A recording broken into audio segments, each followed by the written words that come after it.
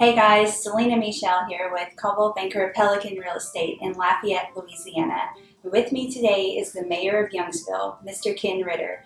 Ken, thank you so much for being here today. Oh, thank you. It's a pleasure to have you. You guys, as a realtor, one of my goals is to constantly educate my community and my audience about the many resources available to them in Lafayette, in and around Lafayette. So today I am introducing a new series on my social media platforms called Getting to Know Acadiana. Through this new series, I will be sharing the latest updates on upcoming events, highlighting local businesses, and pretty much just boasting about this unique area in Southwest Louisiana. So I can't thank Ken enough for being here with me today for my very first episode. Just a few weeks ago, he spoke to our group of realtors at our annual awards banquet for Coldwell Banker Pelican, and I left the event that day feeling truly inspired and proud to serve this rapidly growing city of Youngsville. One of the things that you talked to us about that day, Ken, was how so many of us were affected by the Great Flood of 2016. I'd like to ask you today to talk about the lessons that you learned through the impact of the flooding, and how is the city moving forward today?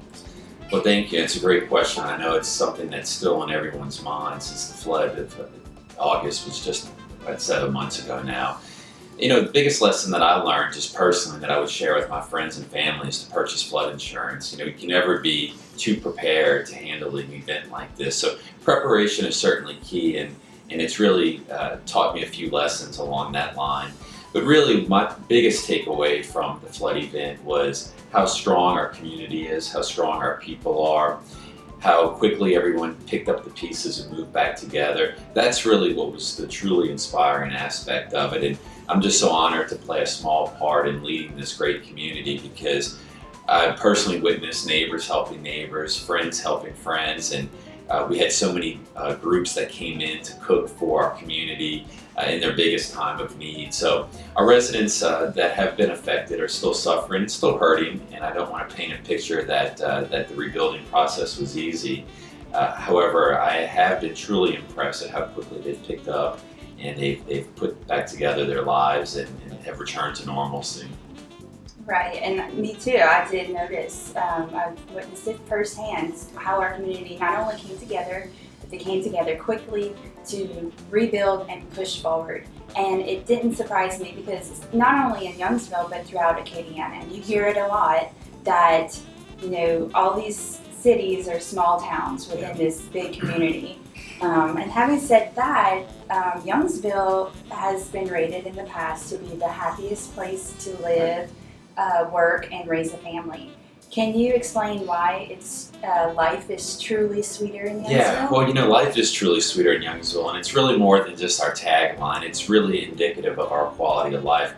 You know, Youngsville is rich in farming history, specifically sugarcane. So where we say life is sweeter, we really want to remember our roots and the significance that sugarcane farming has played for our community. And beyond that, you know, we use where life is sweeter to really speak about the quality of life that we have in our community. Our residents, when I ask them, why did you choose to relocate to Youngsville? The answers are typically because of our quality of life, the quality of our school systems, and our emphasis on recreation. So when you look at the reasons that people want to move here to raise a family, Youngsville has plenty of positive reasons for that. The quality of the school systems the schools are outstanding.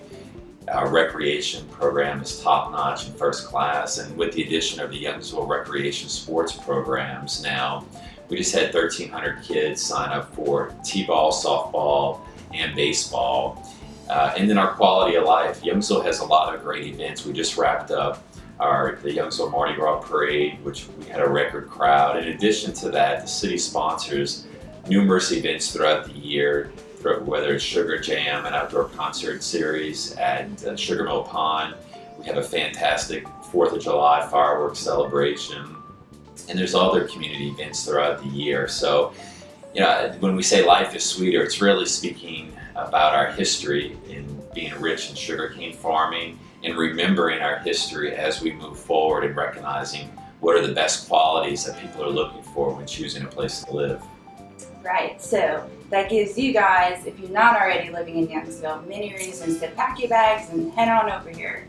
One of the last things that I wanted to talk about before we wrap up this interview is something I touched on earlier, the rapid growth of the city.